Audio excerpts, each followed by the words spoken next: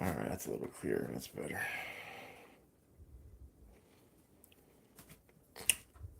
So, anyways, I'm going to be sending these out to Delta 44 to have them laser burn Knox Locks logo letters on there.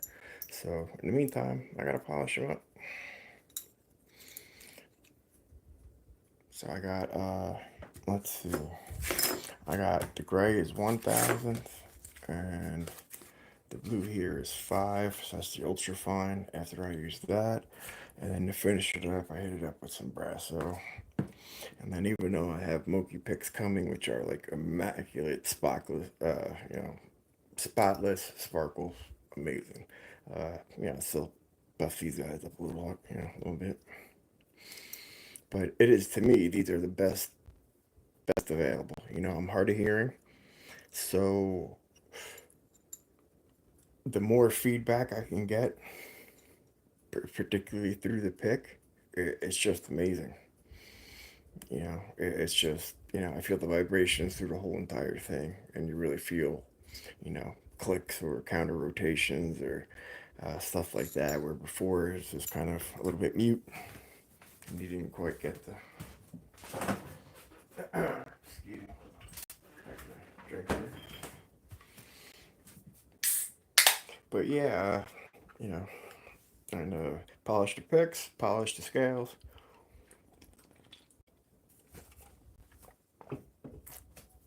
Excuse me, polish. Send them out to Delta 44 to laser engrave the Knox Locks logo on there. And that would be, to me, one hell of like a, dream set almost.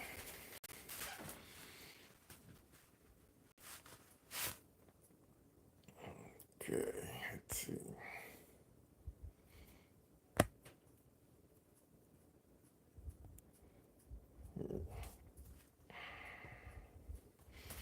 Okay.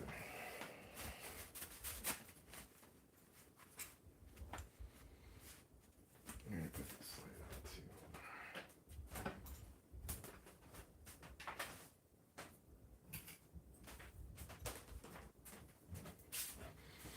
There we go. That's much better. Illuminate. But yeah, okay. So these are the inside of the scales. So I don't want to mess with them too much.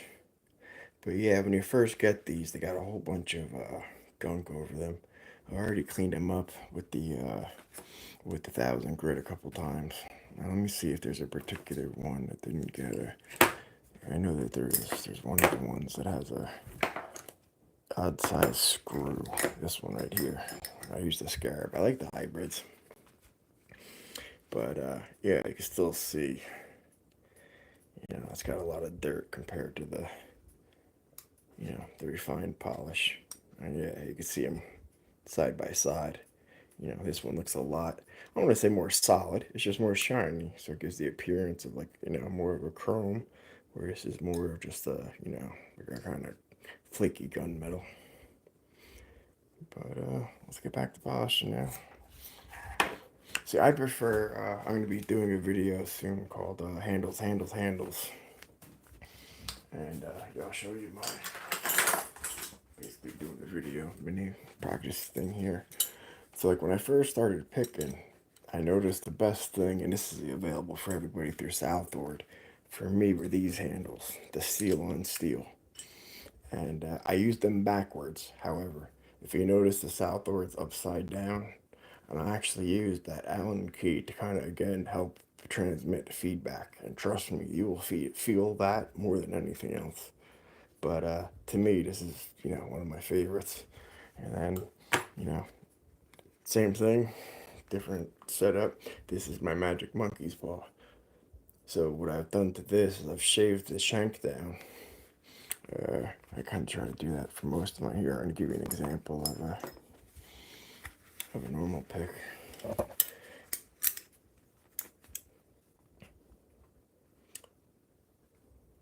If you see what I'm saying. See, that one gets a lot thicker as it gets to the shank. Even that's not bad. It doesn't get a lot thicker. That's an exaggeration. But compared to here, it definitely is thicker. where my Magic Monkey's paw, I try to keep it the whole length. And basically, the point of that is to try to not overset pins that I've already set. That's my reason for doing that. Because when you're reducing material, you're also reducing the structural durability of that pick, so it's a lot more likely to bend. But it really helps for oversetting, man. Like it really does. Oh, hey guys, what's happening, man? Hope you guys enjoying your evening or morning, wherever you're at. But yeah, these to me, the Southward, were the very first. Like I said, I got big hands here. I'm 6'3" real life. I got very big hands. So these to me were like a godsend. And then Mokis, which are about these size, Hazard Manufacturing makes these metal scales, and man, for my size hand, and it is literally like an amplifier because I'm mostly deaf. I have tinnitus ringing in my ears, and this thing is like a amplifier for every time that I hear a click or feel a pin set or even overset or feel nothing or it feels proper. You know what I mean? Like the way it should be. But anyways, my video, as I was saying, it can be handles, handles, handles, and these are some little customs. So this was made by Lockpicking Dev, and I have a little mini set of them, and they're called skulls and keys. So there's a whole bunch of little skulls in there. It's kind of hard to see there, like right above my thumb here. I'm trying to put, pick it out where the pick. There's like little skulls all hidden around all over here. But anyways, when I purchased this from him, the resin scales, whoa, amazing feedback. Probably about 80% of what the metal scales are. So to me, that was a world of improvement compared to the, standard, uh, standard Sparrow style or, of the likes. And to me, it breaks my heart about multi-pick because I love them. They are the Lamborghini of Locksport. I could see that. However, the size of their handles makes it so small that beyond, a good 15-minute struggle on a lock, it cramps my hands up, and then, I might be beat for the night for picking. So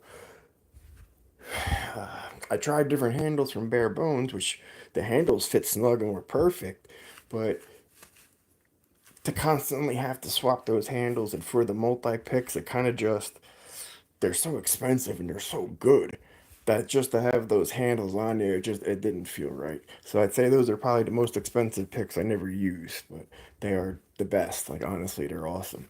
So I thought if I can't use small picks, let me go bigger and enter the law locks. So the law lock tools, and this is the cat's claw. I love this one. How it has that a little bit of reverse, so it kind of helps you again not overset. That's a problem I tend to have. So I like the you know, little hook there. But so I bought these without the wooden things that came. I noticed right away. Uh, you can see where those grooves are. Those are like a cheese grater, man. Like as you're wrestling with the lock, all of a sudden you have the imprints, and you're like, ah, that kind of sucks. You keep going, all of a sudden you're like, dude, like I'm honestly like bleeding. Like what the hell? And all of a sudden you're like, I can't use them really.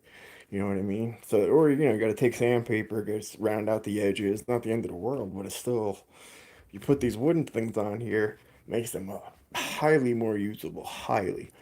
It may dampen the feedback a little bit, but to me, if it keeps you picking, and again, it's about having fun.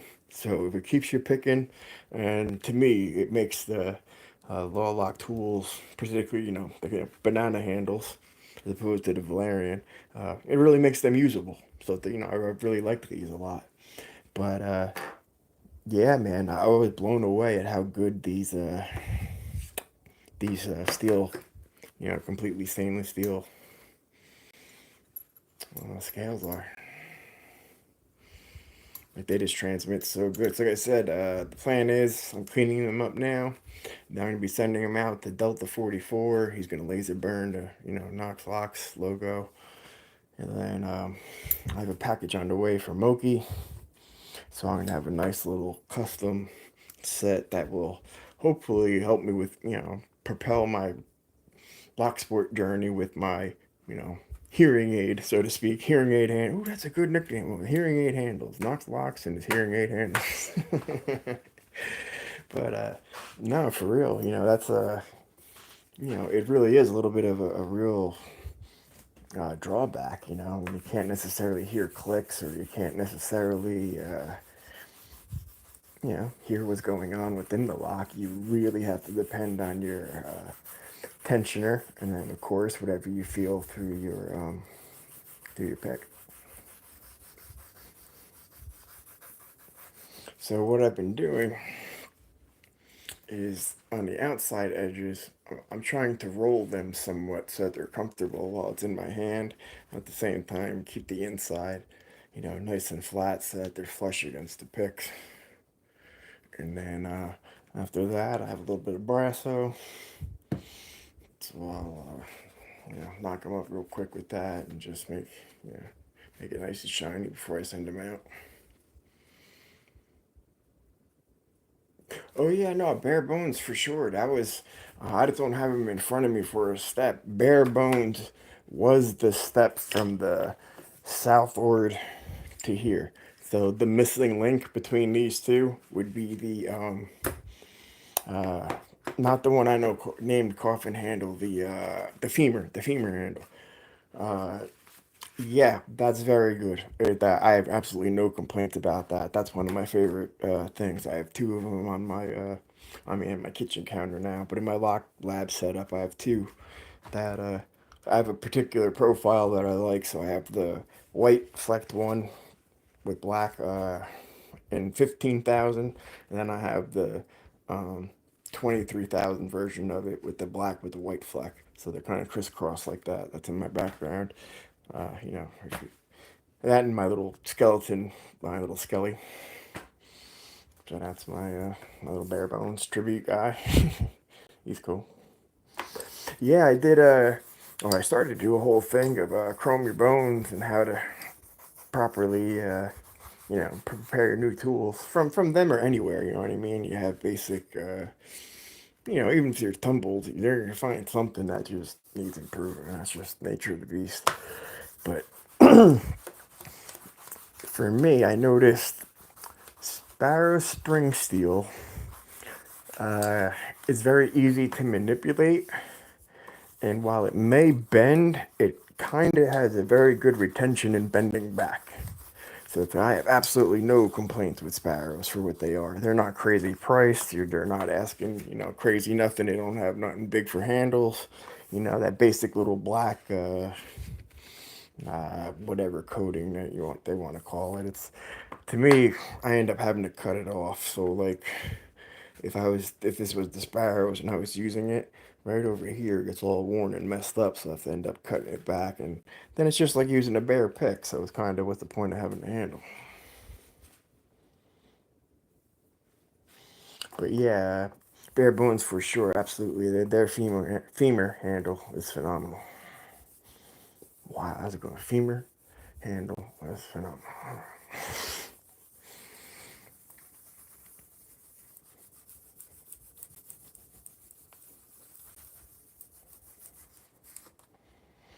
Yeah, see, that's starting to get shiny now. That's nice.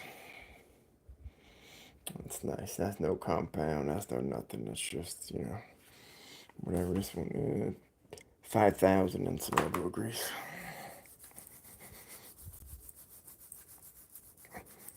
So I was going to send them to him first, Delta 44, that is. And I figured I'd just clean him up when I came back. But then I thought about it. He's burning my thing in there. So just like if it was the burned southward, I don't want to then have to, file off or, to polish it. I would mess up my own printing or burning, so to speak. So, I definitely got to do all these now. I mean, I think there's any rush. The rush is in my head, not like, But yeah, between Moki's package on the way and getting these handles burned, that'll be a very cool handles. Because I go through the Chinese kits that I got. I go through the Sparrow's original hooker set that I got, the Peterson gray handles, and then the evolutions of, like, then the ugly ducklings from Peterson's. Because I was a bargain hunter, I don't have money like that.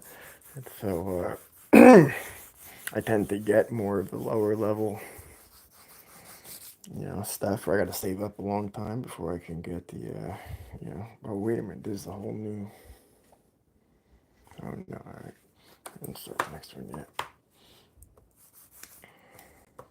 But yeah, I like, like the stuff I'm hopefully going to be able to do this weekend, get back into it. The lock making, like for sparrows. Dude, I got some really cool ideas for sparrow locks. Or, for challenge locks, like through those sparrows practice locks. It's just a matter of I don't have a place to work. Like right now I'm on my, kitchen counter where everybody's asleep at, whatever, 12:30. So I can't sit here with like my Dremel tool and like whatever, drilling mods into the core, and people would be pissed at me. So, and then, daytime, people are doing their thing. I don't want to be bothered. So I got to find a little work spot.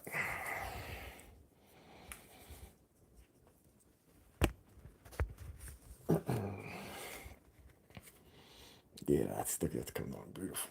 Look at it. Oh, that does. This camera is so much better. I got this Pixel probably about like 3 or 4 months ago, and yeah, dude, it's definitely, like, now you can actually see the shine. Before it just had, I mean, I get it. These are just being cut out of a sheet. They're just cut, drop. Here you go. But whatever. A couple minutes of sandpaper, and it's, I mean, yeah. You could really feel, not like any of these have crazy, crazy rough edges, but you can definitely feel a difference, even just on that ridge. Just, it's almost like a guitar neck. If you get a stiff one with bad frets, it feels like that, and then this side feels like it has rolled edges. Very cool.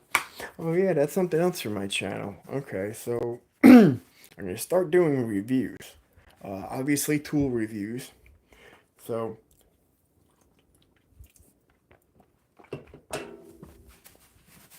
excuse me.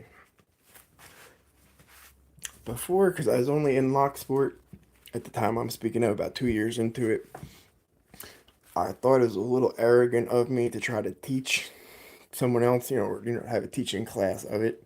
So I felt I needed to get a little higher than the blue belt that I still am now. But I thought I needed to get higher than blue belt before I could start explaining how locks work or teach other people. And now I'm literally going into my 5th year of doing it. And, my knowledge of locks is pretty decent. There's not many that I don't know, pretty intimately, at least what the parts are, even if I didn't get the actual open. But, so, I've been around for a minute. Don't plan on going anywhere. But, yeah, I'd like to, find out. Oh, I notice there's a lot of things that I like that other people, when they hear about it, they're like, oh, that's cool. Like, okay, so my Krampus kits, I have the Alice in Wonderland kits, I have the Two Killers kits, and that uses keys with the one's a 9mm, one's a 45, the other one's it's either a 44 or 38. It's depending on how you look at the barrel, because the barrel was into the lock, so it depends on your opinion, really. But I think those are really cool. Just, whatever, stocking stuffers for Christmas or something. They're just challenging. I try to use, I was bored sitting in the hospital, and I was like, I think of Knoxtober questions. So, like, my next week's question, I'll give you a little heads up here, inside info. So, like, would you rather every day go to your mailbox and get either a pick, so you get a new pick every day, but then you can never get a new lock? Or would you rather be able to go to your mailbox every day and get a new lock, but never be able to buy a new pick again? That's the trade-off. So can you make your own picks? I'll allow that. You can't buy them, but you can make your own picks. Could you make your own locks? I'll allow that. I mean, if you're really going to go through that drilling process. But I mean, again, it's just meant to be fun. I don't mean to make it to be a debate or whatever, but just to see what people would rather get. I think people like, again, someone like Smith, he'd probably be like, oh, I create so many picks and give me the locks. That's what I want the challenge.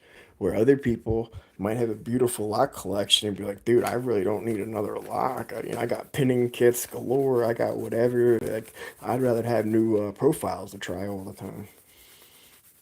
And that's what I love about like Terry answered the questions very well this week on my thing. Like, to just give me the one, two, three answers, that's totally acceptable. And you are definitely, into the, you know, drawing. But I love the explanation of why. Like, so why did you pick that tool? Why did you decide to throw that tool away? And most of the time, the answer throwing the tool away is just because I had to, one of them had to go, and that was the least liked. So I just love the explanation of the answer. So I like seeing how you guys think as far as, anything from what picks you guys are using, what you consider favorites, whatever. And then, maybe I have something to, I don't know if I have something to say about it. No, I mean, I have something to say about it that's like good question, opinion wise, something like that, that would bring, conversation to the table. And I can't believe how, like, long I've been gone. Like, almost like a full year. Like, whew. Like last September, I wanted to learn my Knox locks. Let's learn locks, LOL. Let's learn locks together. But I ended up getting sick, having to go to the hospital, and that was postponed everything. I got T-shirts, I got stickers galore. That's come out so good. See, and what I mean by feedback, here's one of the ones, like I said, fresh out of the box, still a little dirty. Not a big deal, it's cut, from sheet metal. But like, whatever, 15 minutes into it, and it just feels so much nicer to hold. It doesn't feel all like gritty and dirty, and obviously because I'm rounding the edges, so it's not digging as much. I was very surprised with the Reaper kit. I I like the Reaper pick a lot, but what I like is they seem to have extended their handle, or the width and the angle at the end at least makes it more manageable as opposed to the standard Genesis one. So I actually really liked the Reaper kit as opposed to that, or, for that reason. And it had a little bit of, I noticed that notch in the front from Rob Lawn. So I think of it as the Rob Lawn notch in the front. But with the McNally one, I was able to hold it a little better. So I could see the use of that. It is kind of like a 2-point feedback signal. So if it has the little cutout that's resting on your finger from the handle, you get the vibrations from there, as well. So totally get the, theory of it. Okay, looks like the first set should almost be done here. I'm just going to hit them all with brasso at the end. I'm not going to do that each individual at one time. Yeah, too many messes. Alright. So I always like to use a good book like that just so I don't like scuff a countertop by accident, or I've seen other people use different things like planks of wood, or cutting boards or stuff like that, and it never ends well. It never ends well. It's one of those YouTube disaster videos. I'm not trying to have that.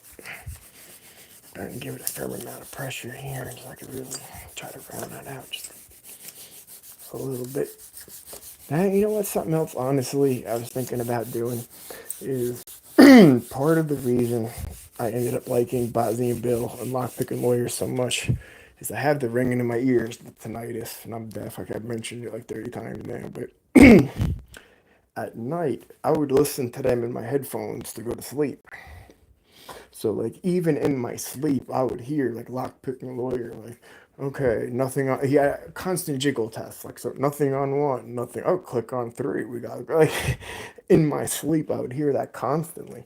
So when it came to being awake and trying, I was already doing a jiggle test, not knowing what a jiggle test was, before I actually learned it, just from imitating him.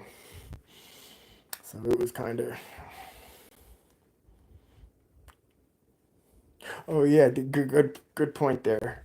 Yeah, you could definitely learn to make picks easier than make locks. Absolutely, absolutely. Yep, I will agree with that one. But yeah, if you really wanted to see the bare bones one, I have it right in the other room. Just say so. I have no problem grabbing it for you. And I'll show you how I presented the a way to make it better. Or all right, let me rephrase that. I pointed out a flaw in it, and I was like, there has to be a way to make it better. And Down Under Monkey is the one that came up with the solution for how to make it better. But it's solid. It's solid. The femur handle. I have absolutely no problem ripping that handle. And to me, I love that he kept my name for the coffin handles, the handles that he basically kind of like Peterson style ones. Just because if your name's Bare Bones, it only makes sense that your pick should rest in a coffin type thing. Like the bare bone picks rest in. Oh, well, there you go. So that's nice.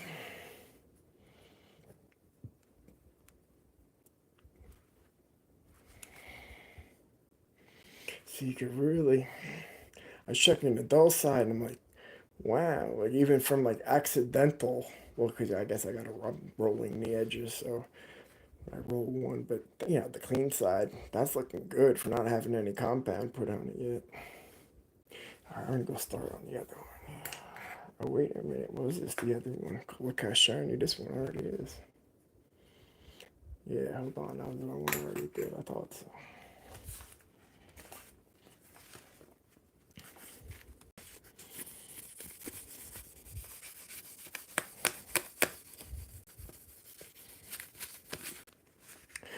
Yeah, I'd like to reach out with with sparrows and see if I'd really like to try their escort and try the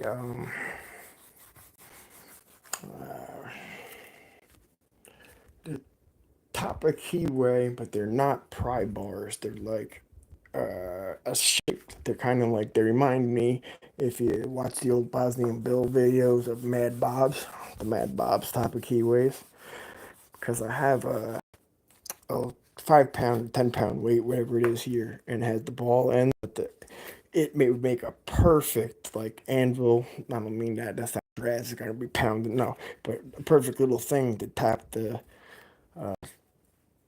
top of keyway tensioner around to make it a perfect to where you want it, comfortable to your hand. Set up. Oh yeah, that's what.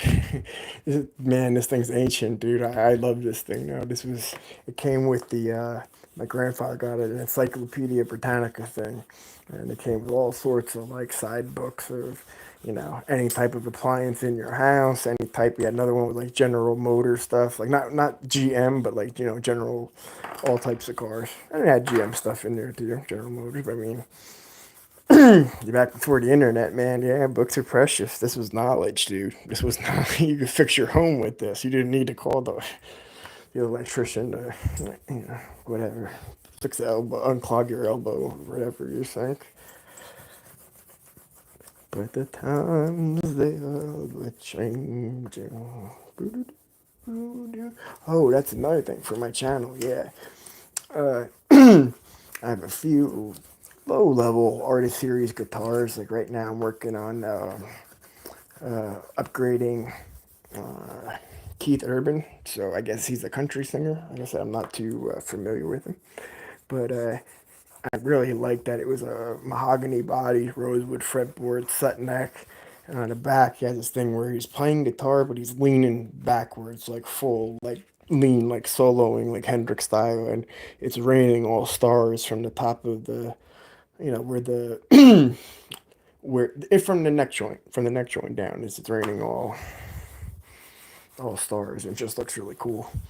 So yeah, that was, if you look at any of my videos from this week, one of them was me putting the skull tuners on that, and then another one was me taking the skull tuners off of it.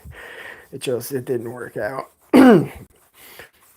You literally have to force a square peg into a round hole, and it's taxing on it. It doesn't work out well.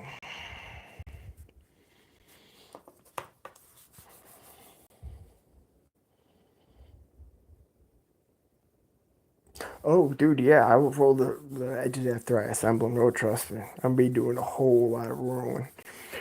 Like, dude, when I was playing with hold on, the two that this one for sure. Again, I like that kind of cat's claw swoop. These two, okay. So now, all right, hold on. I threw this one in there just for fun. This is from the Nightcrawler one, so inside is all skeletonized. But if you look, the screws not flush and parallel like the way they are with all the other ones, because it's not drilled right. But I just like how it was all just on the top like that, and just worked on the lock and whatever for stuff like the revolver or for sledge or quick set. It worked fine, but. Once I started playing, wait, forget the second place. This is the one that made it happen.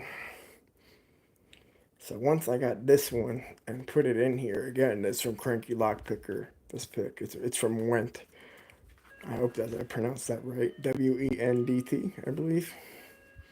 And yeah, dude, it has that little cat's claw like divot, so it just helps you to get up to the next pick without overreaching or oversetting that next one. I like that a lot, man.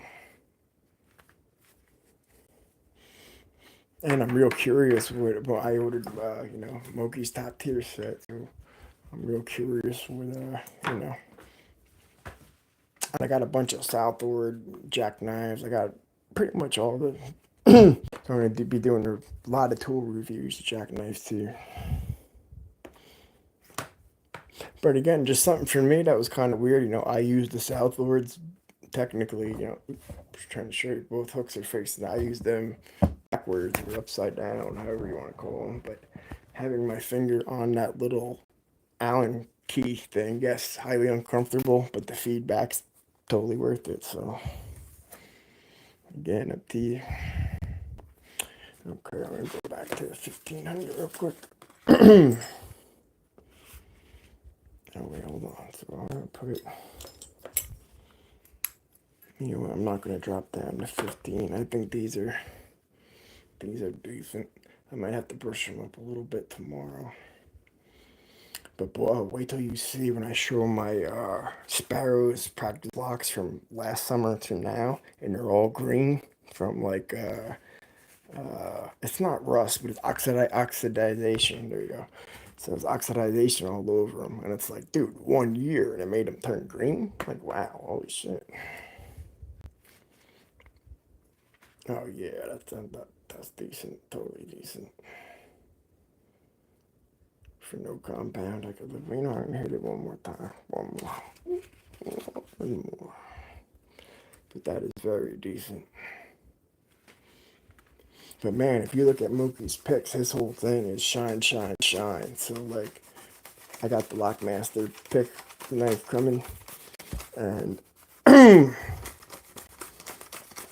I wasn't a fan. Okay, if you were asking what's my favorite jackknife,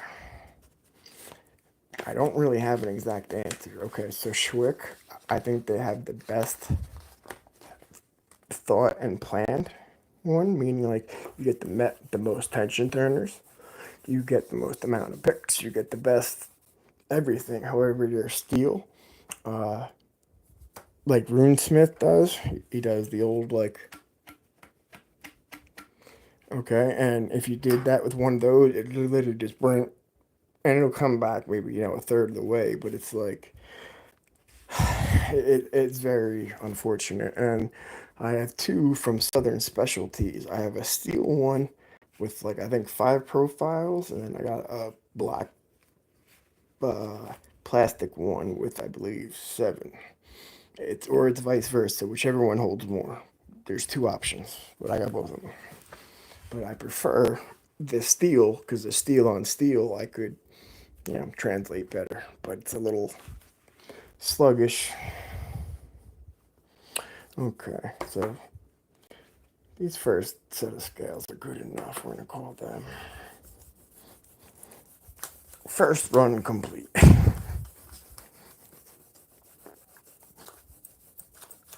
I really do take care of my tools, man. Like I don't just like throw my shit all over the room and just.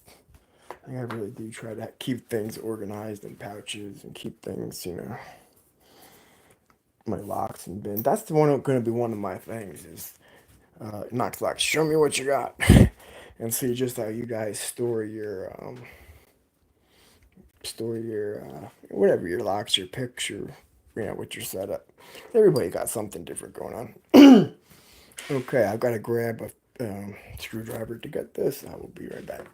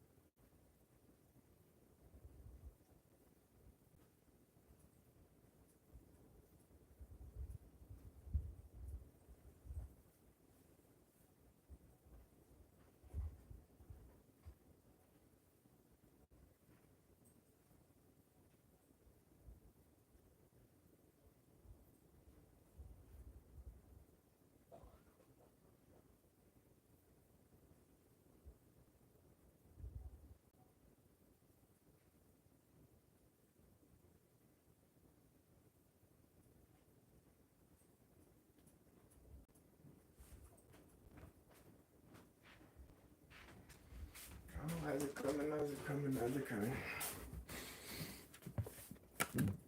Stir this around here somewhere, just in case anybody doesn't know what they're watching or where they're coming from. Dude, I love that Lock Noob was nice enough to give me these. He he was playing with one of these in an interview with Lockpicking Lawyer, Bozzy and Bill, and Deviant Ollam, and he kept flipping it around, spinning it, and I was questioning him about, hey man, can I purchase that? And he's nice enough to give me all three. So one of the videos again about my channel. So the last year that I've been sick and other issues or whatnot, so I haven't been able to keep up with stuff. But I have a whole bunch of content like ready to go. Like you know, the Knoxtober is just the tip of the iceberg. I got the 500 subscriber giveaway. I got a bunch of stuff. So as I was saying, a step along the way, I started off with, or last I told you, so we're at the South Ord. We're here. Back to the resin. I got this from Kick Picks. $5. He just threw it in. So, yeah, I bought the Kicks picks that he makes. It's kind of like a monkey's paw, but with a little different notch to it. Well, a little wider notch actually. And all this is just a simple little like hybrid, not the forest hybrid. Like it doesn't have like that kinky angle. Very kind of narrow, almost like a gem, but like with a sled, tip on it. And the whole thing, this is all just epoxy. So all he did was make that epoxy, and at the end, that little tiny hook. So, dude, look at that. Like, that fit my hand, like, amazing. And the feedback I get through this, it's phenomenal. Like, this like, these scales, these are the best. These are my favorite on the planet, dude. Don't get me wrong. I wouldn't, when I say the best picks. I wouldn't be sticking my rat yolks into locks, okay? I'm not talking like that, but I mean like, ones you could really use and afford and that are, top notch shit. Dude, these are the best picks I own, the skulls and keys. But man, like some come real close, and I mean, as far as the way that they unlock locks, they just have it's like a magic wand. They just have that feedback element, and this one has that. And no matter how I grip it, relaxed, where that's resting, the little arch is perfect in my hand, or if I'm all intense and I need to feel it best I can, just switch my grip up a little bit instead of relaxed. Just put my fingers on it. And like I said, I'm deaf, so the more that transmits directly from metal to my finger, the better I could feel. What type of counter rotation or a click of a serration or something like that. Yeah, that's why I like this handle too. But I had no idea what I was getting. It was a total luck of the draw. It wasn't for sale. It was an experiment he was making. He was like, dude, that's a windshield wiper with epoxy on it. Like, it's not really, if I feel bad charging you money. And I was like, bro, dude, I really want it. So how about you send me $5? That work? Because like I said, I already bought the Phoenix. That's what it was, the Phoenix handle. I was trying to remember Kix's handle's name. That's right, the Phoenix is amazing. But again, I do need that wider handle. The one he made, it's so small that the width of it doesn't get all the way back to my hand. It gets to about here, so I'm always afraid I'm gonna off balance snap or put too much weight on the pins. The brass pins that secure it. All right, I do more grinding, sanding here.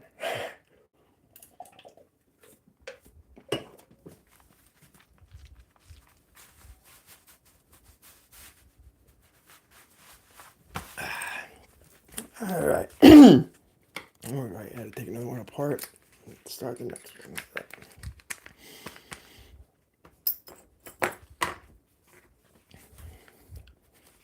Because these handles, I'll show you what type of picks I'm using inside of here.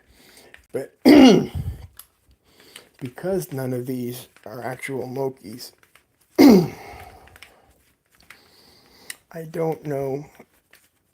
Like, they only have 2 out of 3 things pinned. This is from a Lockmaster set, like I said, made by Went, I believe. Alright, I seriously can't afford to be losing these.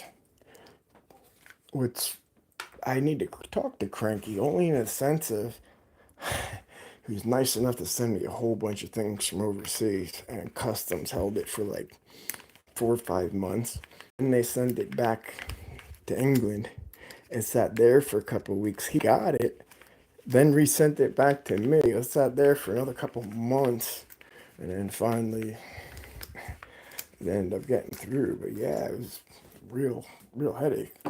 But he was, like I said, he was nice enough to give me some Went. That's the only metal I haven't tried yet, Went. So he tried to give me that steel to use, see if I liked it by, pick metal out of it.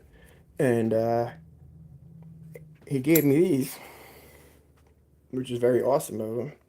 So a nice flat hook, you know what I mean? That'd be like a hook 1 if I'm talking Peterson language, you know what I mean? So thank you, Cranky. I very much appreciate it, my pal. But those are what I've been putting inside the scale. So now, just to give you an idea, like I said, I've already polished this set once before earlier today. So I know you can't see, like, oh my God, I'm blinded by the light, it's shining. But here, compare it again to the pair I just. Okay, you can immediately see the difference between the top 2 and the bottom 2. Immediately. And again, I haven't used the brasso yet.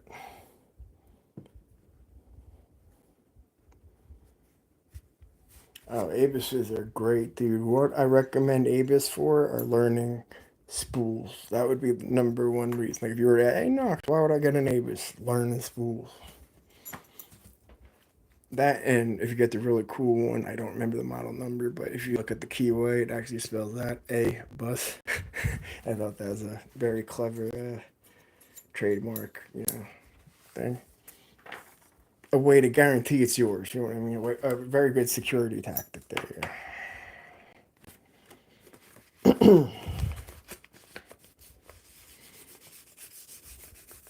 Actually, I want to start with the 15.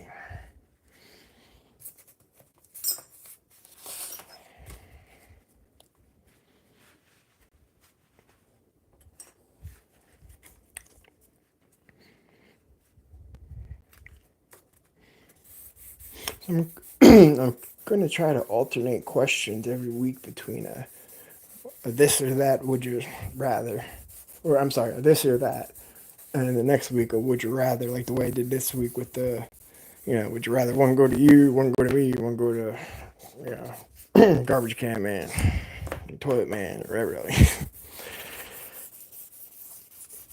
But again, for me, what I get out of it is the explanations. I love hearing people explain why they don't like certain picks or why they do like certain picks. Or...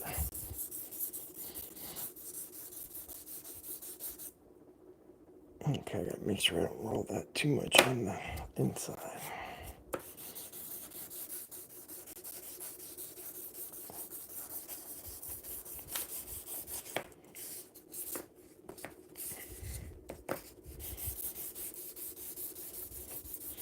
Yeah, I really need to find space to work, dude. But at the same time, in the daytime, even today, it was like 92 degrees. So even if I had like my shed in the back to work in, good luck, dude. 92 degrees. How much of this am I doing at 92 degrees? You know what I mean? You're find me on the ground of heat exhaustion. All right, looking bad. That's a little rough. That's all. Let's get that right now.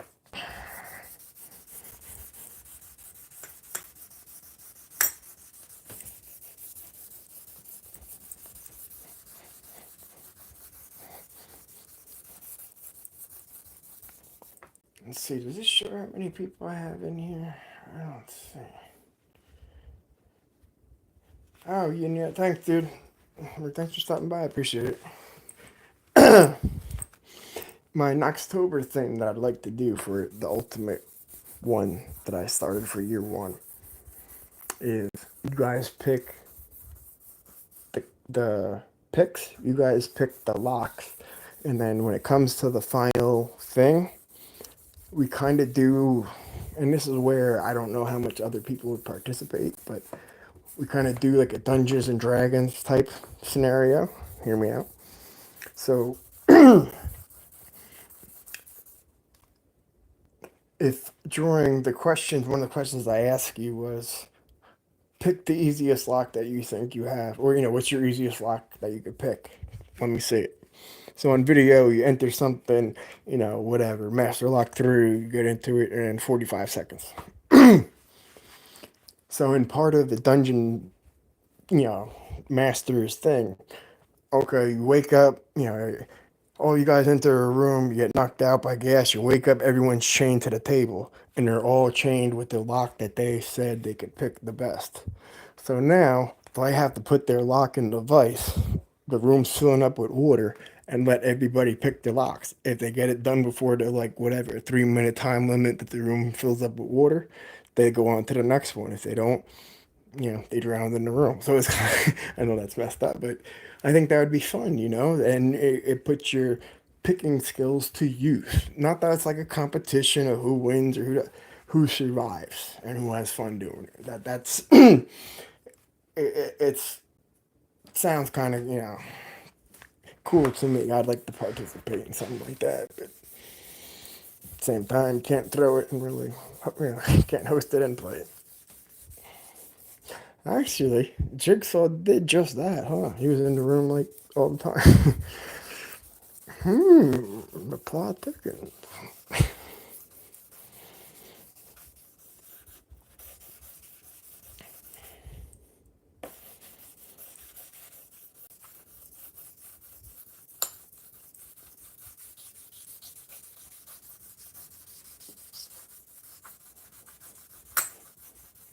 Yeah, normally I'd have music either in my headphones or pumping in the background.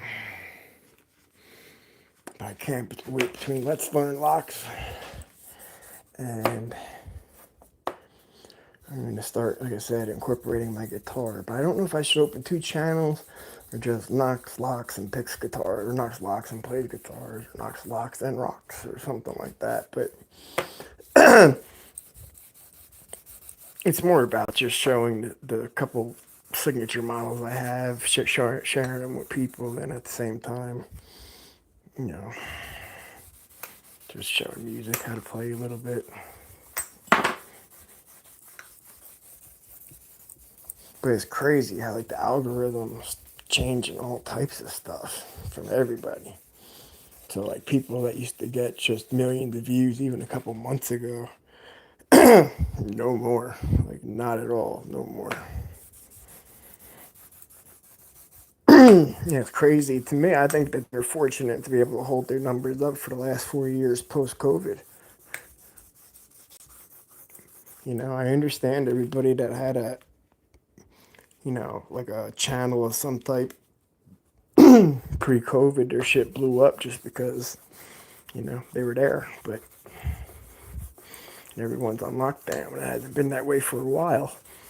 So now that algorithm changed, and dude, it doesn't even recommend me like lockpicking videos anymore. I'm like, what is this?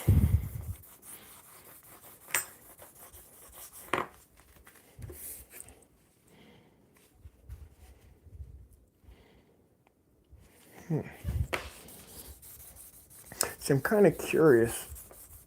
I touched on this before, but I want to show it a little better now.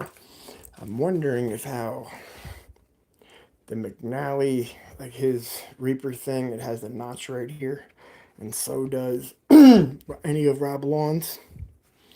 So I was wondering if I should shave a little notch out and like pull it forward. You know what I mean? Like, cause I unlocked something the other day using a pick like that for the first time, and I was like, oh, with the Reaper kit, that's right. I may have already mentioned that, but yeah, I was very surprised at the efficiency of it. Sorry.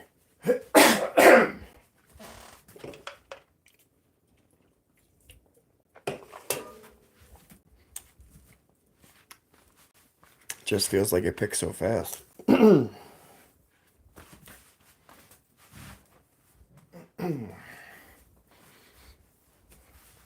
Yeah. Voice right on camera. How about that? So I was thinking about what profiles I'm going to have. So I don't know.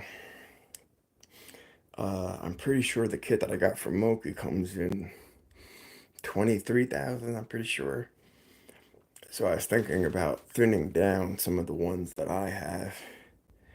And then I need to get in touch with, sorry, their name escapes me right now, but Hazard Manufacturing, there you go. The guy who makes these metal scales. Because these metal scales are the way. They are the way, I'm telling you. Or I'm sorry, they're for the way for people that have giant hands and are hard of hearing. These are the way. They're just so loud. It's like so loud. Like a clank, clank, clank. Like it just vibrates the whole handle. And then it's kind of like when you feel it hit the handle and the uh, tension at the same time. It's like you kind of know you definitely got it just before it even turns. At least if you know lock like that.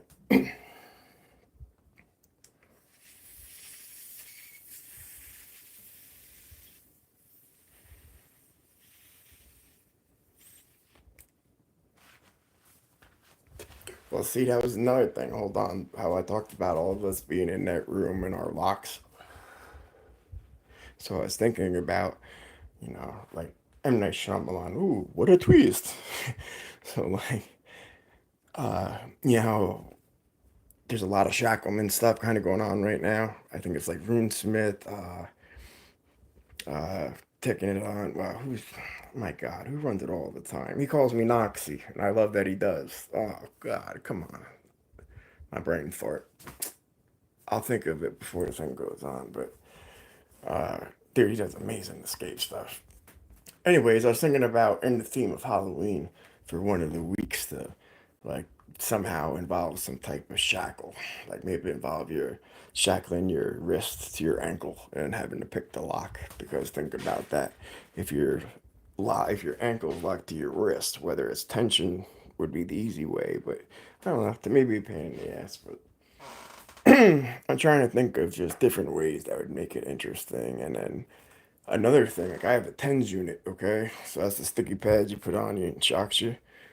I would love to be like, you have to put one of those on for, up to like number three. That's a very minimal setting, but keep it gentle for, fragile people.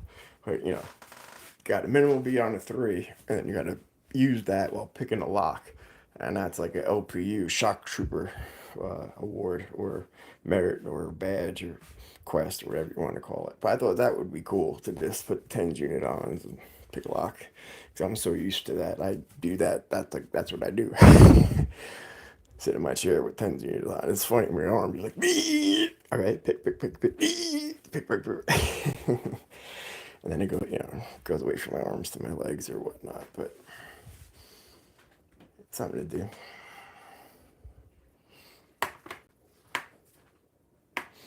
Yeah, and the shine on that's amazing. You can really see. So now look at the old one on top and the new one on the bottom. I'm sorry, the polished one on the bottom. Or not even polished. I imply I used the Brasso polish. No, that's just the sandpaper. And I mean, you could really feel like the edges are awesome. Look at that, I'm making that laser cut go right away. But yeah, man, these things are like fucking hearing aids a Locksport. I swear to God, dude, I wouldn't stray you wrong. You know that.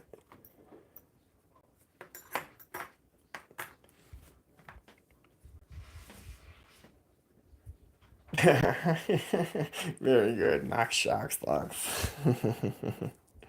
That would be good, dude. Maybe I'll have to put that in for one of the ones of the month of October.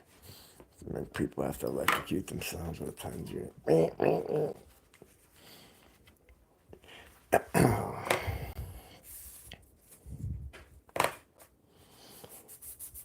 What would be the best if you were able to give the control to somebody else? So, like, say they're on somebody else, like whatever, me, anybody, and but you got to control it.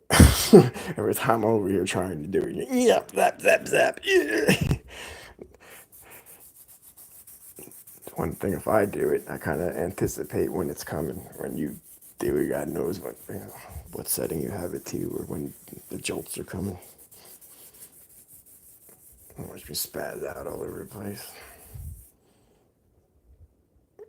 10,000 volt calls.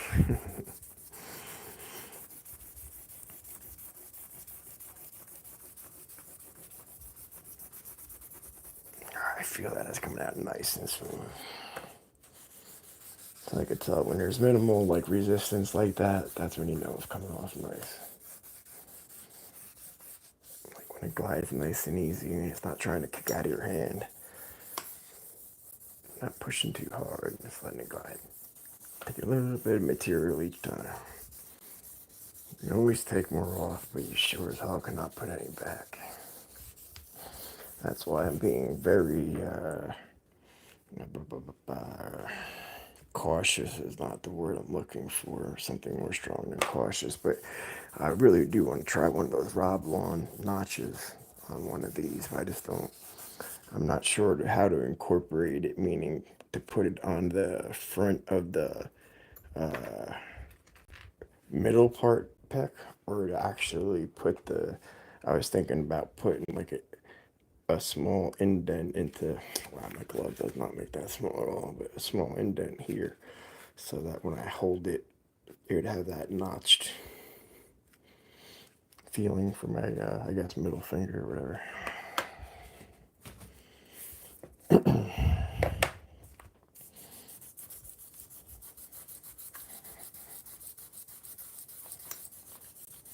But yeah, man, that's real cool that Delta has that burner. So he's burned me a couple of locks that are really cool that pack lock just couldn't do for me or wouldn't, wasn't comfortable.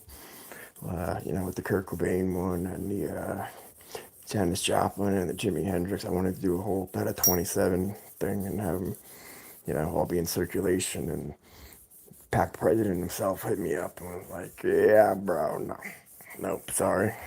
Like, had him off his hand. She reached into me, and I gotta say no. So I explained to them that, hey, look, man, here's this hand drawn thing by me. I done it in, uh, I did it in 10th grade graphics arts class. I drew the Rolling Stones cover, the portrait of Kurt, and then I had to silk screen it. So after I silk screened it, I ended up getting a bootleg of when Nirvana played Roma, and it didn't have a VHS. It was just on a VHS. So I silk screened that thing I was working on and made a cover of it for the cassette. So to this day, I still have it.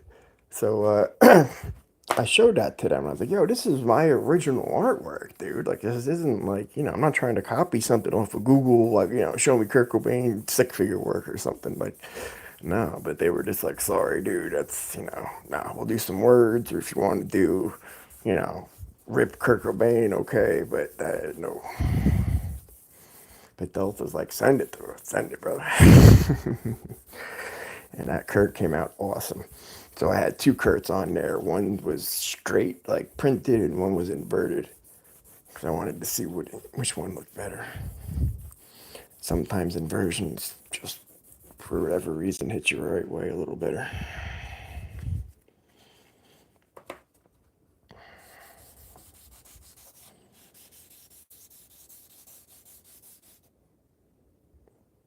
Oh, dude, yeah.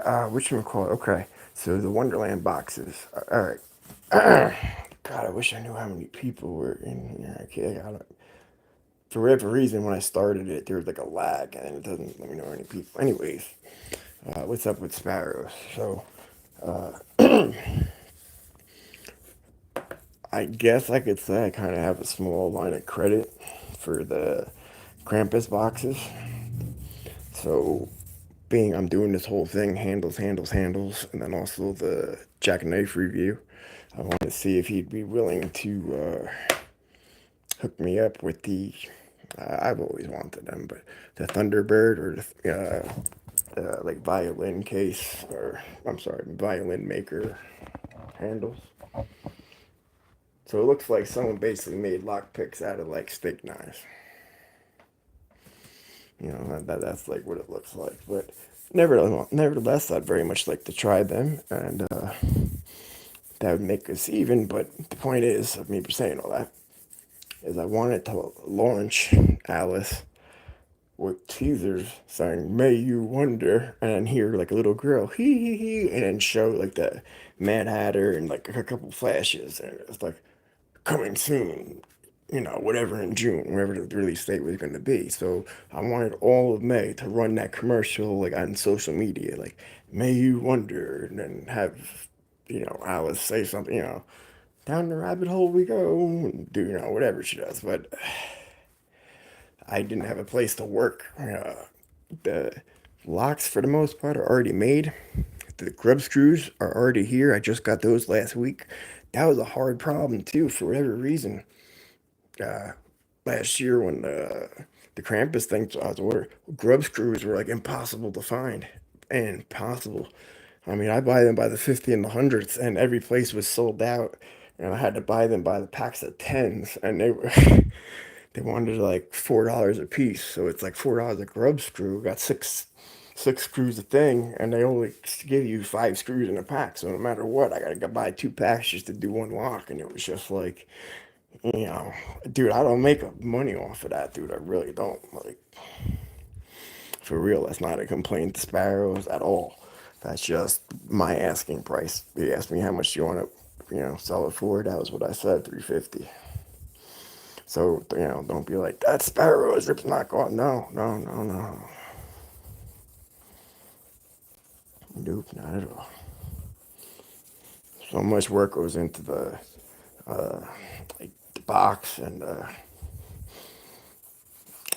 the Krampus things, like those books themselves, those are like, and why something else I asked, like those are technically, I guess, copyrighted artwork of somebody else that I'm throwing on a thing, you know what I mean? Like I don't have any permission, quote unquote permission to use those stickers. But someone else at Sparrows told me don't worry about it. Or let him worry about it was the words he said, so I will do just that.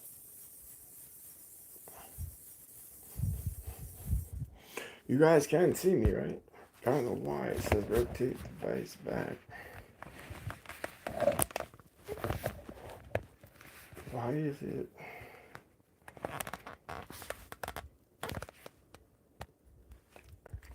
Hmm.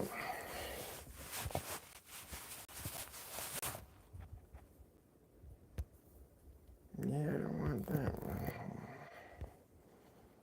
I love you too, guys. There we go. Orientation is locked. Rotate back. I don't know. I hope you guys can hear me or see, rather. I don't know why the orientation is locked. I didn't do it. Let me know. Anybody here in chat? Just can you see what's going on here? Like, how many fingers I got up? Anybody?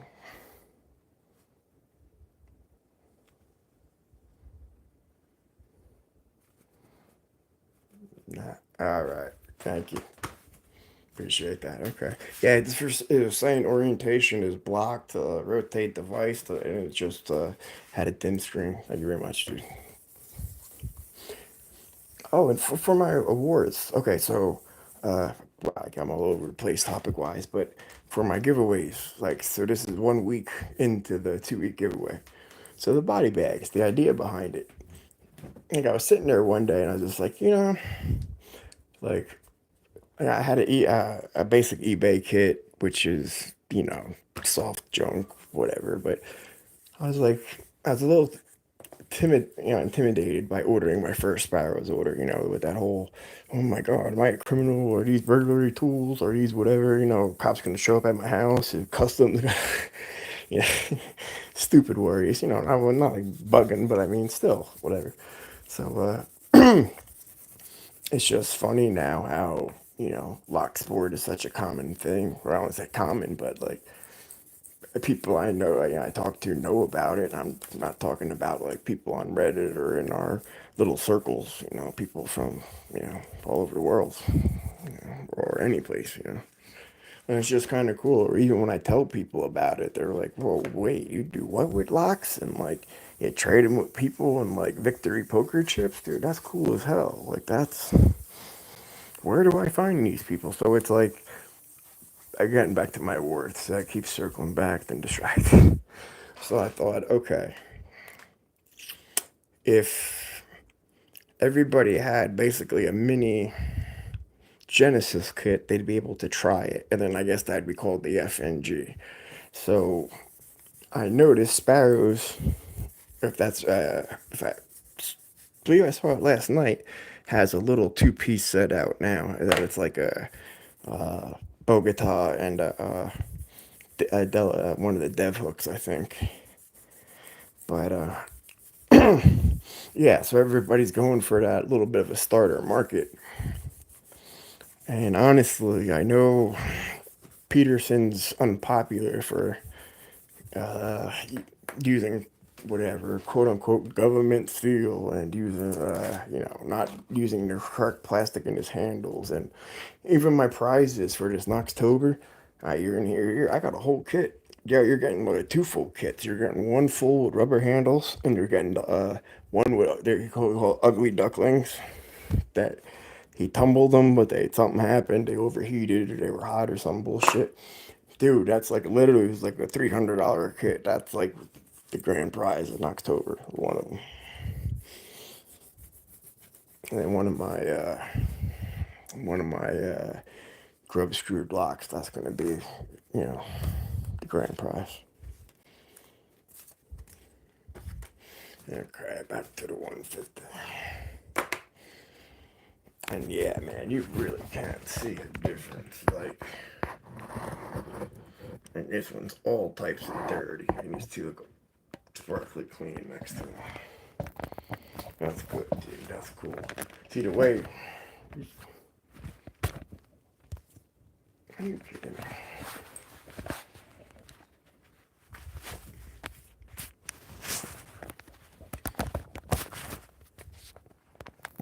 There we go. Okay. Yeah, I said the way I'm thinking of it. It's always the more profiles you have, or it's simple. You never have enough profiles.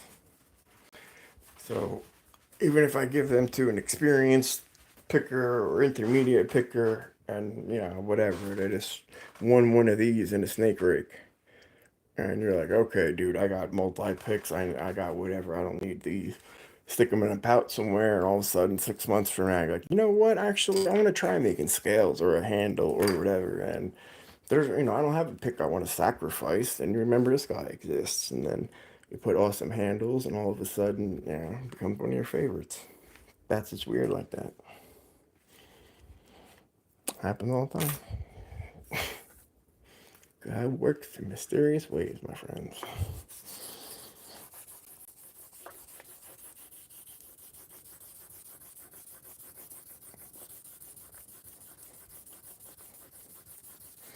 I'm trying to think for another side thing, and maybe I still have to do my 500 subscriber giveaway.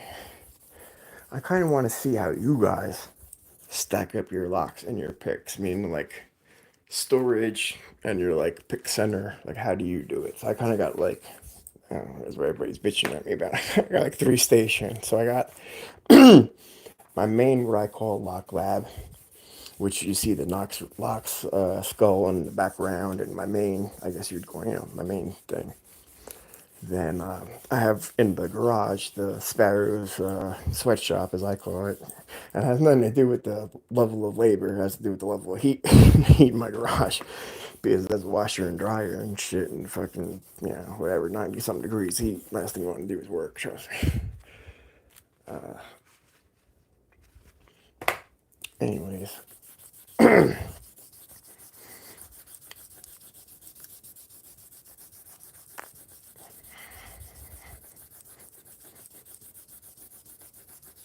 Let's see, did I get down?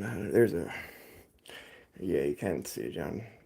There's like a gouge in there that I've been trying to get out.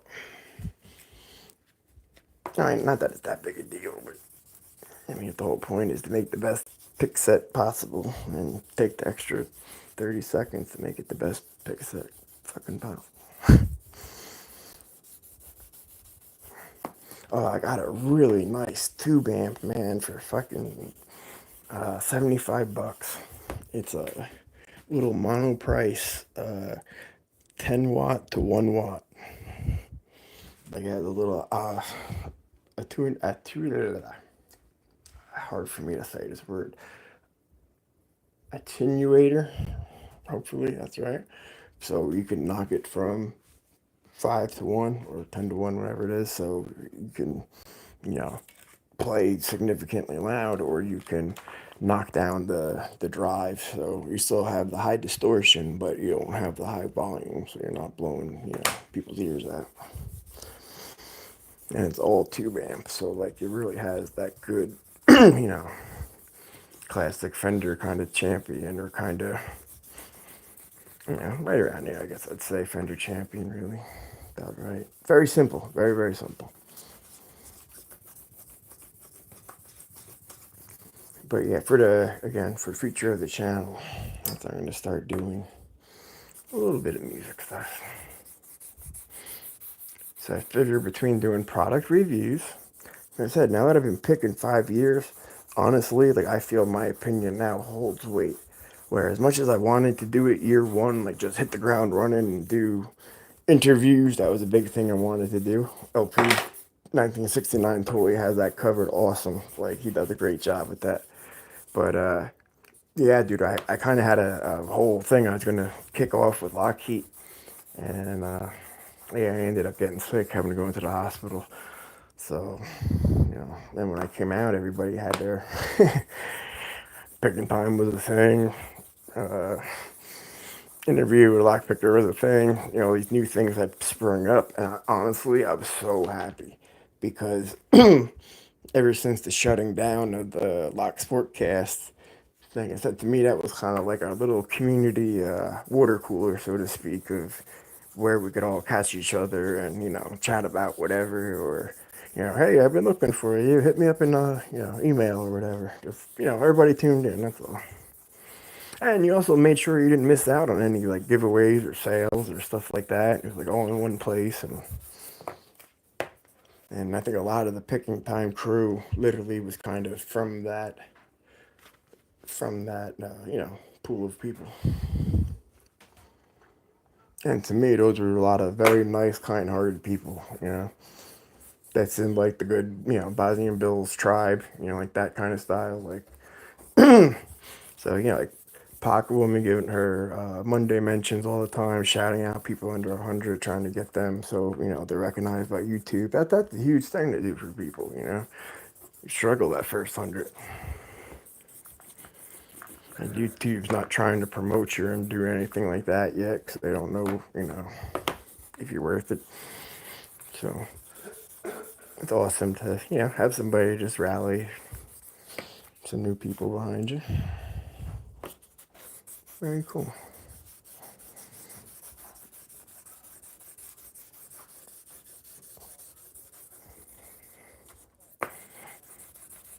I was surprised for the couple month break that I had to take. Like, very surprised actually at how much my picking skills went down. I mean, I get it. It's just like everything in the sense that if you don't practice it, it's not going to, you know, you're not gonna get better or even stay the same. But yeah, like, it's just like you gotta stay up on this.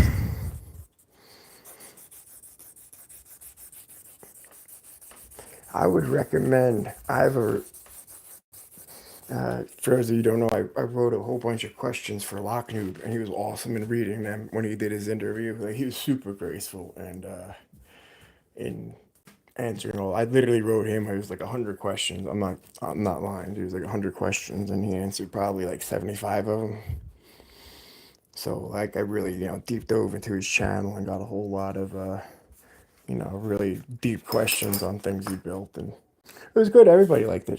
So I have a lot of you know I don't want to say weird questions, but you know, just ideas. Yeah, right. Now let's go to this guy, Shauna.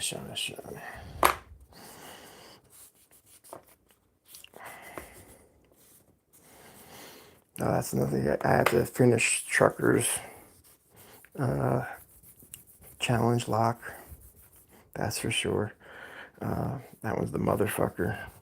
I definitely got to finish that. I've owed him that for a long time now, about a year.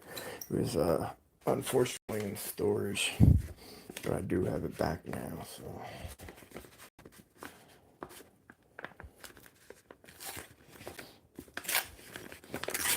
But yeah, he's waiting on that lock motherfucker to put the 7 dirty words from George Carlin together.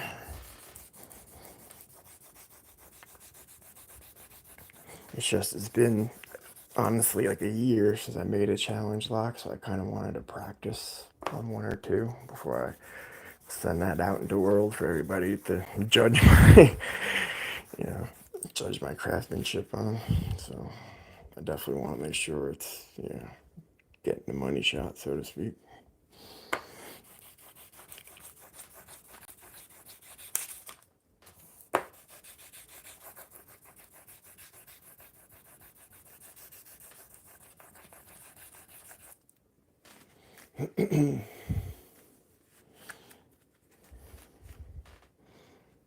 Yeah, half diamonds are great for zipping. I love half diamonds. And then it's that you could zip into false start and then go straight into like single pin picking if you're not really messing around with too high security pins. Yeah, I like that too.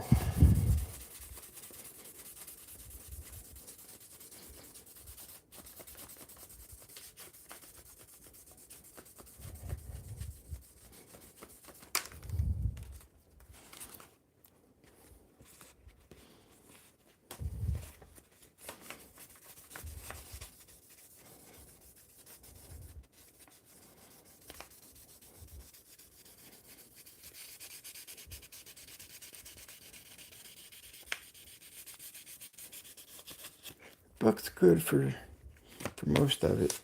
But at the same time, I just like doing certain things with my hands in the sense that I could just round it a little better than the book can do it.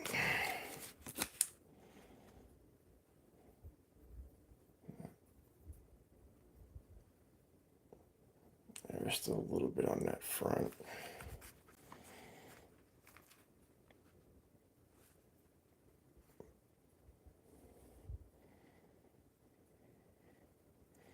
Yeah, still away from shine. But there it is.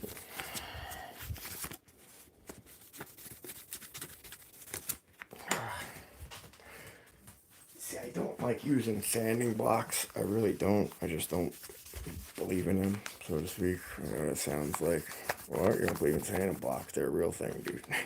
No, I know, but I just particularly don't like using them.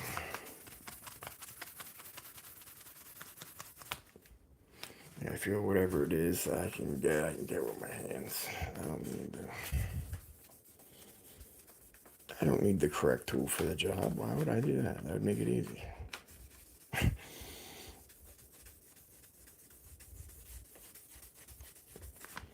Yeah, dude, I love the bare bones handles, dude, all of them. From the coffin handles to the femur handles to the ones for the law lock. Probably the law lock. Can't keep doing that. Are my favorite. That, and I gotta get a little more familiar with law lock tools. Top of keyway tensioners. How they're kind of arced. Like they're not circles. They're like arced. Like I don't know.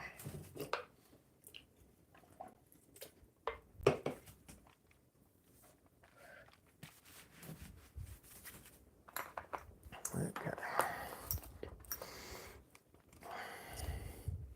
Yeah, wow, you can see the difference already. Okay, so here's the pair I just pulled out. That's a very quick once over. You can see the one on top's already starting to get a lot more solid, a lot more shiny.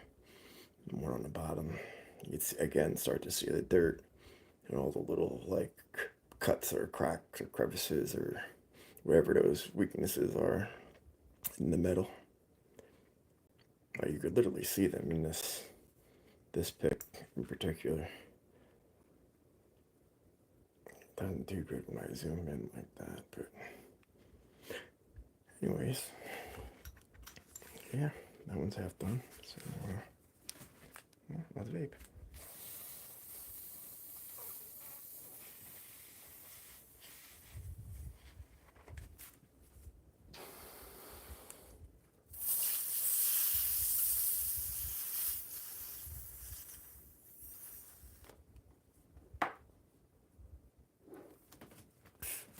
Wish everyone in my house wasn't sleeping so I could play music to this.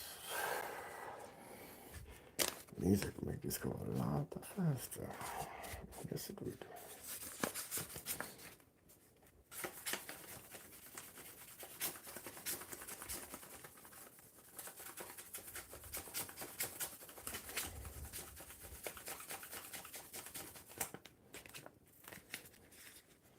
See, normally, it's like my bare bones and my every other pick known to man. If you look at any of my polishing videos, I use that book as like my anvil. And I'm not doing that at all with this one. I mean, like at all. It's kind of weird. Like normally I'd have it either pressed against it as I'm pushing down, or I'd have the paper on the table and press with this, but with the rounded shape and the way, oh yeah, that looks nice. That looks really nice. Let's see, shine. Still got a little stripe on there. This one's polished on.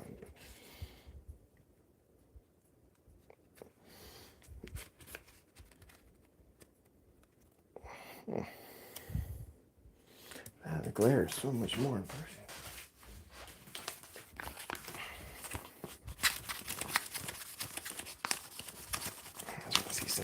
quick.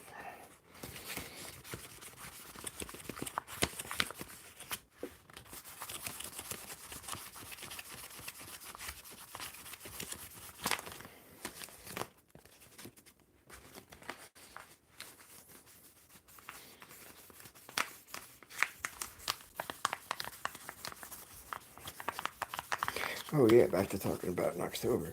Yeah, so the idea about that, man, was like I'd ask you, like I said, your fastest open, your pick preference, your whatever. And then when we got to like the final puzzle, you'd have to pick that lock that you know, said you could pick in that time or under that time. But again, you know, who's to say you're going to necessarily get the tool of your choosing, even though you get, I just said you get the tool, you choose the tool. I never said you get to use the tool that you choose.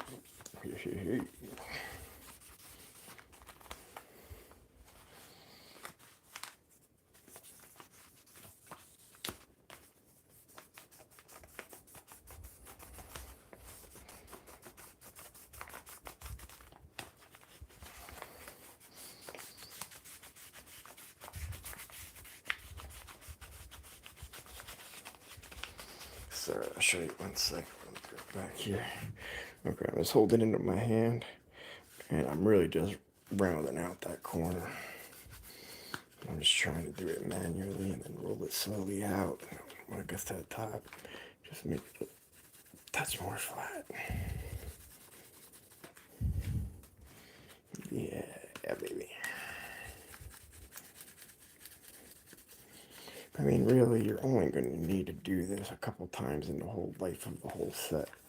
Once you have it polished like that, it's just a matter of maintaining it. And, you know, cleaning your fingerprints is not a matter of, you know, sandpaper in the whole lock.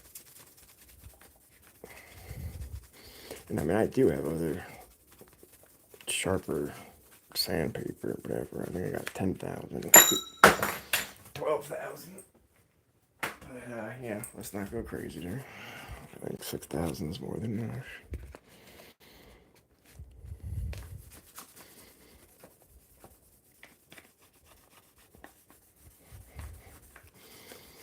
Really just trying again, like I said, roll those edges. Yeah, so my brain started clicking, and I was like, dude, if I could do all this work, metal work, woodwork, whatever, I'm doing it on, you know, making picks, making locks, doing whatever. I was like, you know, how come I never really applied a lot of that to like Locksport?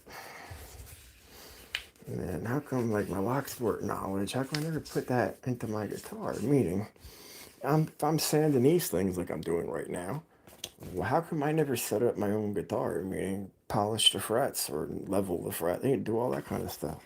I got the time, I got the knowledge, I just needed the tools. And now I have them. So that's, you know, that's something I really would like to get going. To me, that's, you know, a cool thing to do.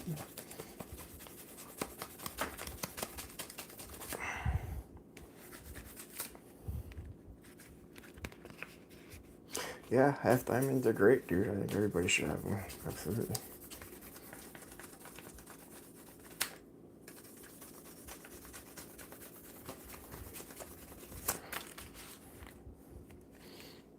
Okay. Oh, yeah, that's looking pretty sharp there, man. So, I'll do one more time behind camera here.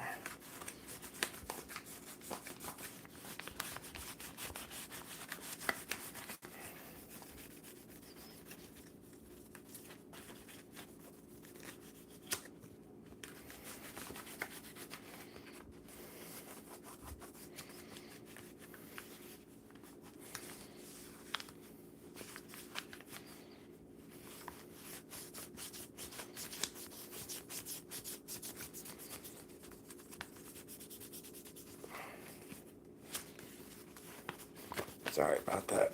I'm just getting a very good result here in the angle. I'll show you in a second.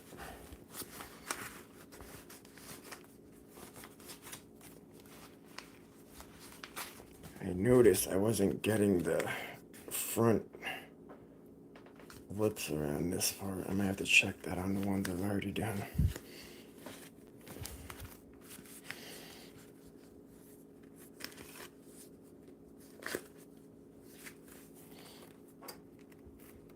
Okay, looks beautiful.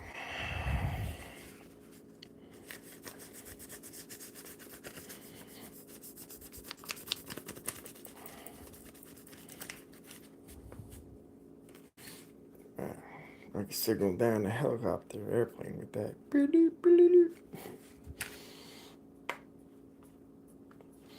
Here, again, I'll do the comparison. That's the one we just cleaned. And that's it. I know it doesn't look much, dude. I know it doesn't, but dude, it is. Trust me.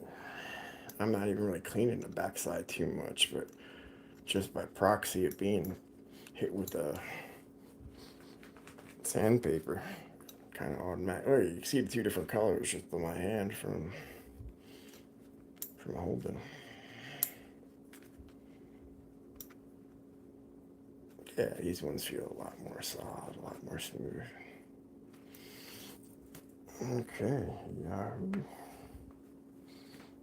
I got one more to go. I have one more to go, and then I have 2 whole picks made. I honestly don't know if I'm going to be able to get through another 4 of these. That's a lot.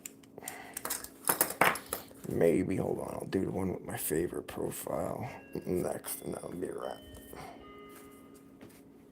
See, these two are ideally kind of the same in theory, in the sense of, whoa, my camera just went nighter, okay. In a sense of where it can reach, see? But that back one just has a little bit more reach on it. A little bit more hook. However, this one is so thin. It just gets in there like perfect. So I personally like that one a lot. It doesn't have like a notched monkey's paw or nothing like that, but it does have just that little tiny whatever nub at the end of that long skinny shank. So I like this one a lot.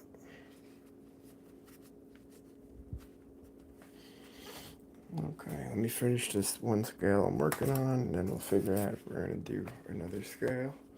Or, let's see what time it is. It's only 2. Maybe I should start breaking out my Knoxtober rewards presents.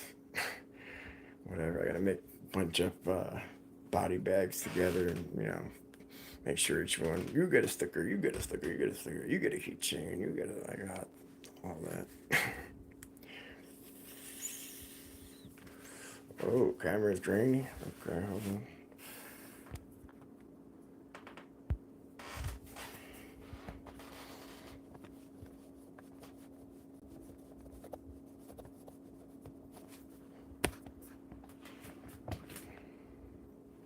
Hopefully better. Maybe I hit it when it fell. Like I grabbed it with my hand like that. Hope it's better.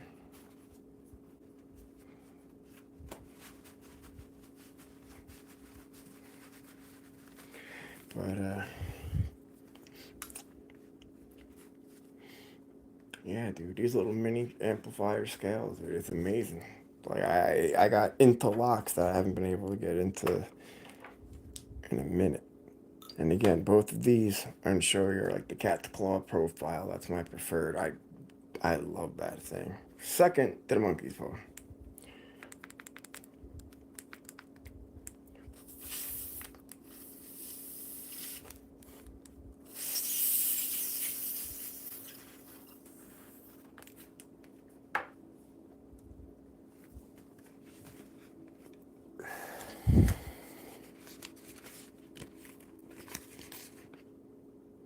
Yeah, he's dirty as hell. All right.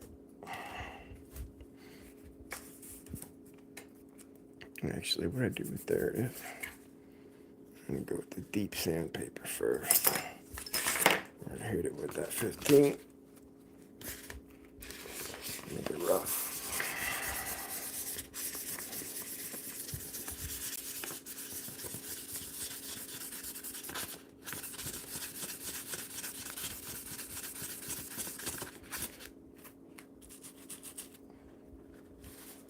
Yeah, I think my cutaways are probably the prettiest of the whatever creations, if that's what you want to call them. Like out of the locks. The way I just, honestly, I think the coolest, which is different than the prettiest, is my sidewinder. Because think about it. You got the traditional way of taking the plug out, right, with a plug follower. You don't want to do all that. It has the whole side button eject thing. Turn it sideways, dump out the pins, put in new ones, whatever, okay?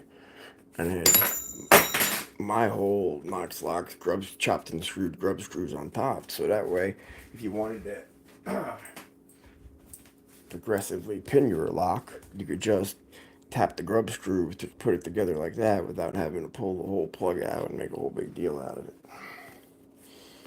So to me, that would, the time saved would be a learning curve. More time to practice or more time to take a break from practicing, whatever.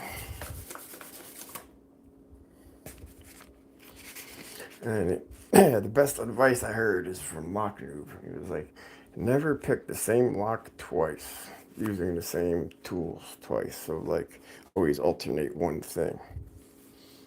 So at the time I didn't have all that many things. So I had to augment it a little bit. So it was kind of more never pick the same lock with the same pick twice. So I would switch it, or I tried to stay by that, but every open I had to switch something. So even if it wasn't the pick, I had to switch the tensioner.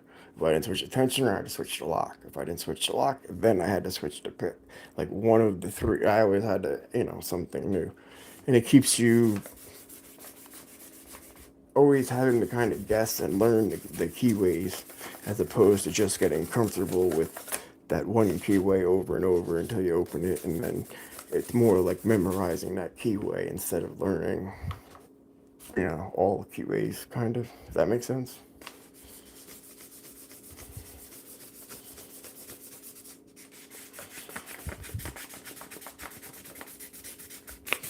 Oh, pins up, pins down makes a world of difference, dude. Yeah, from the way that it bites in the core and the rotation. Yeah, absolutely makes a difference.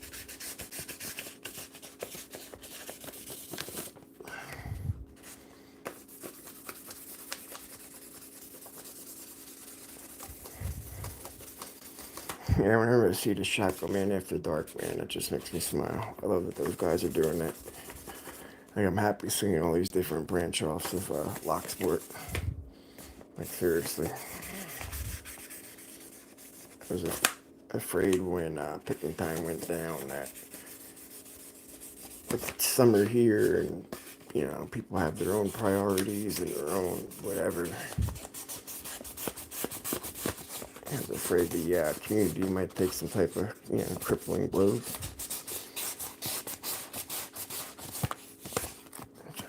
I really hope it does not. Okay, I'd say we're almost good with this one.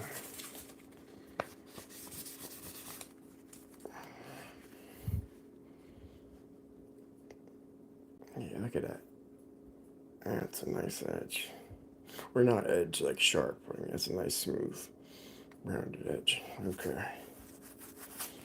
Much, much better. Much, much better. Alright, I gotta stop doing that. I'm gonna wake up people in my house. Okay, so I got 2 sets done. Oh wow, I dropped it and just made it that ugly. Jeez. Pop that out real quick. Boy, these things are gonna get ugly quick if I drop them like that.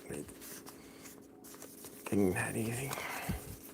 But yeah, I have been, it's basically since I started lockpicking, my whole time in Locksport, the quest for the ultimate handles. And what I mean by that is not just big enough to fit my big galoot hands. Everybody I talk to, if you hear them, anybody, like I said, Lockpicking Lawyer, Bosnian Bill, because they kind of did the verbal thing, nothing on 1, jiggle on 2, click on 3. Okay, well, I got to set on 4. Like, while he's saying it, you can picture it in your mind, and you know what stacks are, and you know what the Bible is, and you know exactly what he's talking about, pin by pin, chamber by chamber. So, you could literally be listening to the podcast and still, have a mental picture as if you're watching it, at least to a degree. So I always like that about them for, whatever, going to sleep or nighttime calm down, or maybe it drowned my overstimulated imagination, who knows, but they were cool.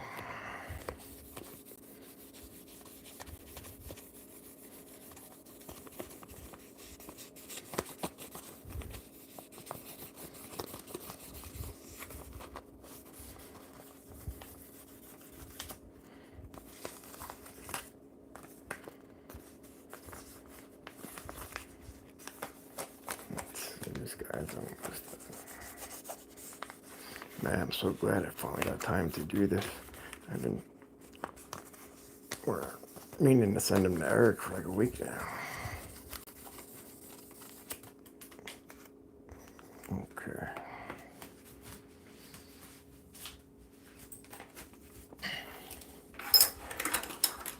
Wow. Yeah, I'm gonna end up calling it a wrap in a minute. But wow, I didn't even make it to half. Yikes. I did 2 whole ones. But wow, this steel was a lot tougher than I expected. It's got a nice shine to it, though. I don't know why this camera won't let me zoom. Bring the actual camera up, too. So, I mean, that just gives you an idea of the size. So, okay, here's a raw lock tool next to the... So it's like that handle technically is longer, and then, width-wise, none of the scales are together, so I can't really show you, but yeah, alright, I'll save those 3 for tomorrow.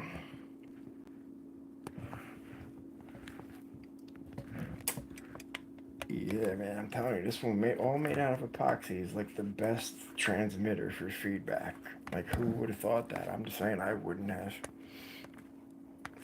And like, again, these skulls and keys, how they transmit, dude, those are probably like the best picks that I own. Like, not only that, because again, I've used them the most. So, whatever tools you use the most, you're gonna, get used to the most. Or have the easiest time using them.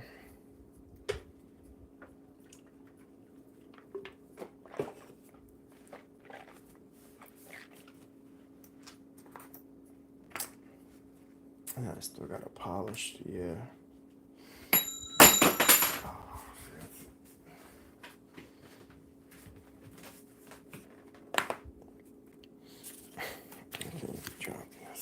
I see a dull spot that's driving me crazy.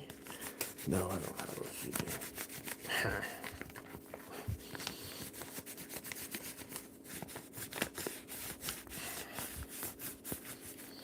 And it's amazing, just this little bit of sandpaper, man. Like just this little tiny bit makes all the difference in the world. Holding the tools in your hand, all the difference.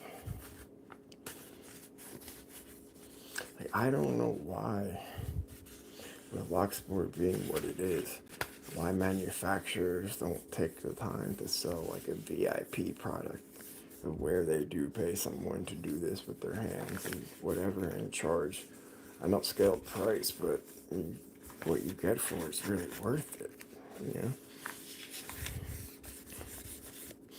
But then I guess people like me and Moki would be, obviously out of jobs. I personally don't make any money from it, but I like to remake their locks. He likes to remake their picks. Or not remake, he makes his own picks.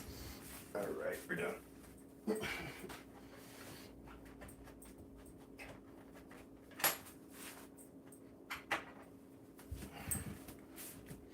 They're getting slippery. Like, literally, wow. Yeah, dude, this thing's so slippery, it falls right out of my hand. Dude, that is so nice.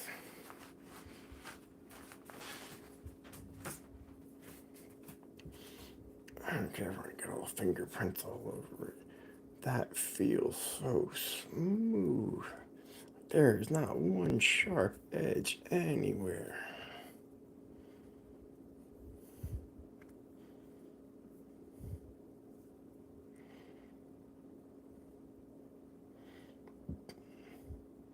I mean, I really just focused the shine on the outside because he's going to do some laser testings on the inside to make sure that the burn was going to be okay. So I didn't want to make it too, you know, too buffy. But, yeah, dude, it does came out really good. For just 2 little scraps of sandpaper and 15 minutes work. Yeah. Let's see, how's this guy looking? Yeah, he looks nice too. I see I can do this end a little better. He's got a little stutter strip around here. That's no big deal though, no big deal at all.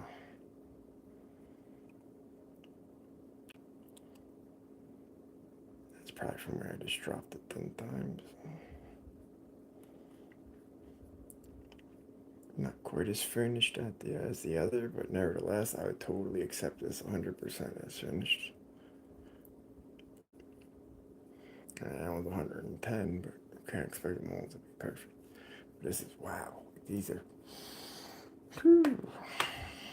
Hopefully I'll be able to earn my way to black belt with these. That's honestly the plan, because I've been handicapped with my damn hearing and my, feeling. Like, I don't know, you just kind of feel defeated when you're having so much trouble and you get like halfway through the lock. So you're getting sets and it's like, I'm making progress, but it's sporadic, not constant. So it's not even like you're necessarily learning. You're more muscle or memory, or you're more, okay, yeah, I remember these were the first 3 clicks. Now what? That type of stuff. Thank you, David. You too. Have a good night, brother.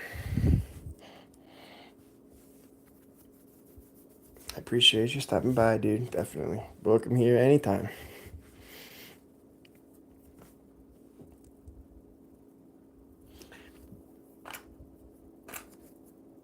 So I was thinking maybe I would just put... what the hell did I do with the other picker? It's right here somewhere. I'm gonna say let's polish up the pick, put them back together.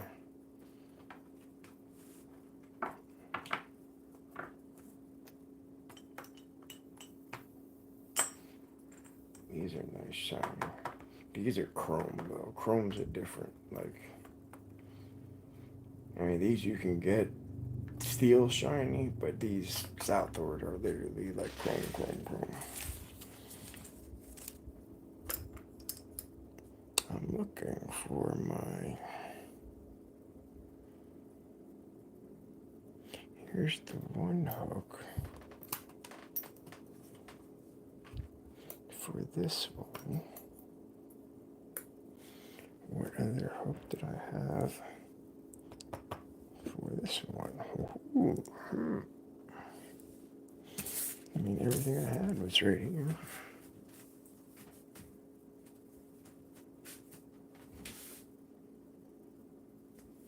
Let's see.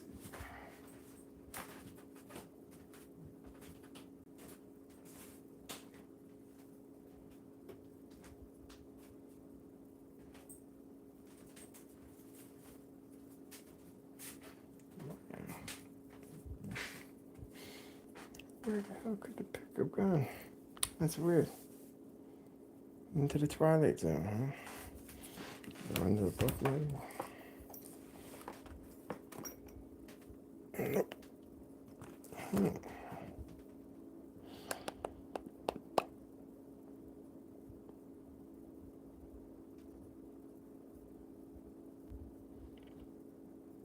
Yeah, all of them had picks in them.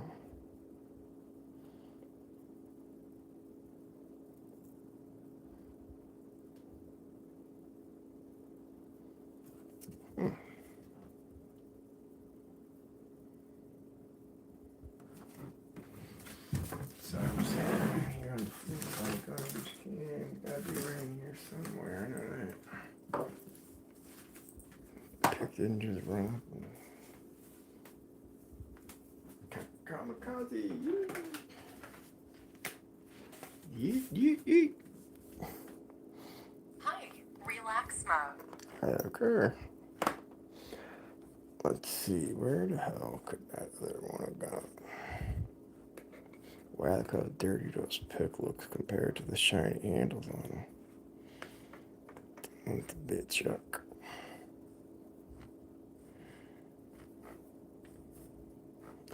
Did I have one empty handle? I don't think so. Hold on, I know I had a short, medium.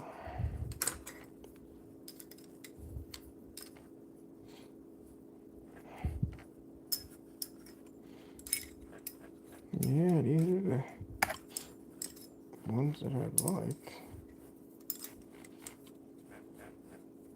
So I don't even know what profile I'd be missing, honestly, right now.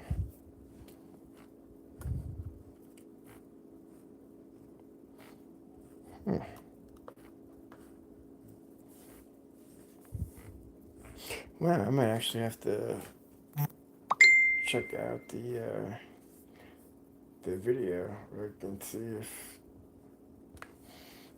if or when, wherever I took it out, where the hell I put it, or where I let it fly off to. It really, honestly, could not have gone far.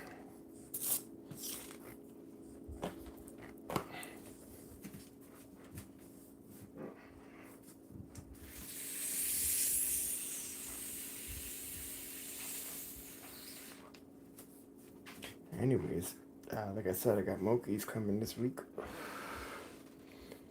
So I'm going to have beautifully polished picks.